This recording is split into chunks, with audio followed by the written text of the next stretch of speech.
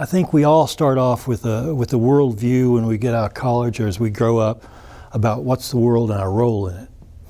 I came out very young saying, okay, I'd like to make the world better, because that's the way I was brought up. If you're given a lot, you give back a lot. I was least blessed with that attitude, but not with a specific goal in mind. When I got out of college, I decided about my junior year I wanted to go to the Peace Corps. I happened to go to Peru, South America. Going down there thinking I was going to help them. What I found out, they helped me. They taught me more than I would have ever taught them. And it gave me a perspective, I think, a worldview that made me realize we have a lot to offer the world, and we need to help the world, because we're in the most powerful position in that wonderful gift. They don't need our charity. They long for the things we have, as simple as being able to go to sleep at night and not having to worry about the police coming in and get you.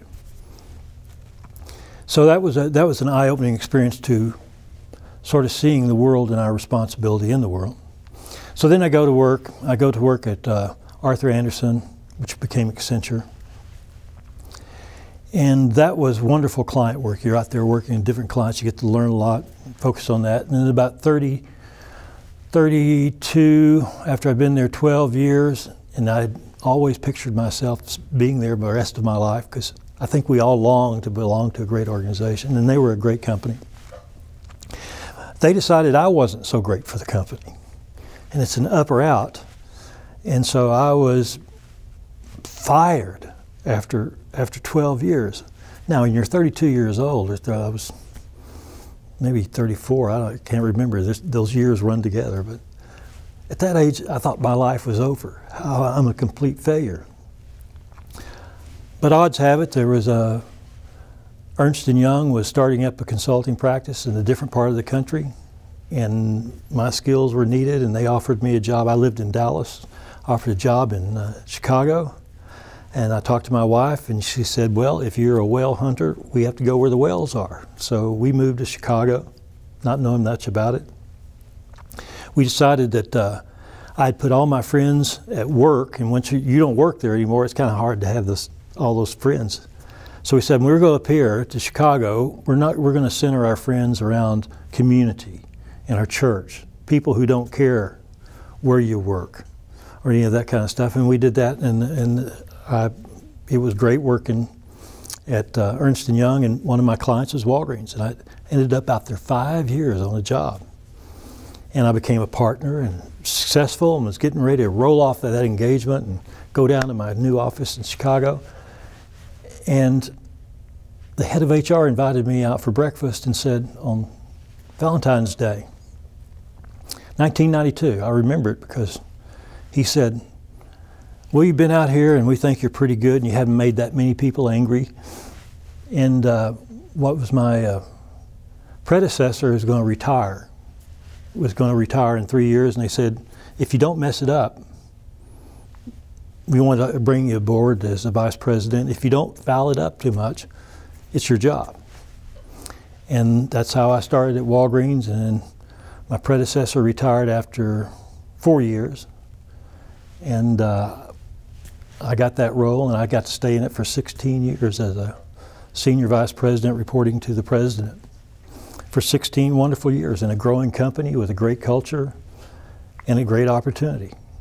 And as I got credibility, I was able to do bigger things. And when the opportunity came at the peak of my credibility, and I was able to act on it. How did the call come together with my job? If this were going to happen, I mean, I felt the lure of the need for this, but it was never in interference with my career and my responsibilities. So as my credibility was growing, so was the clarity of opportunity to do something about it.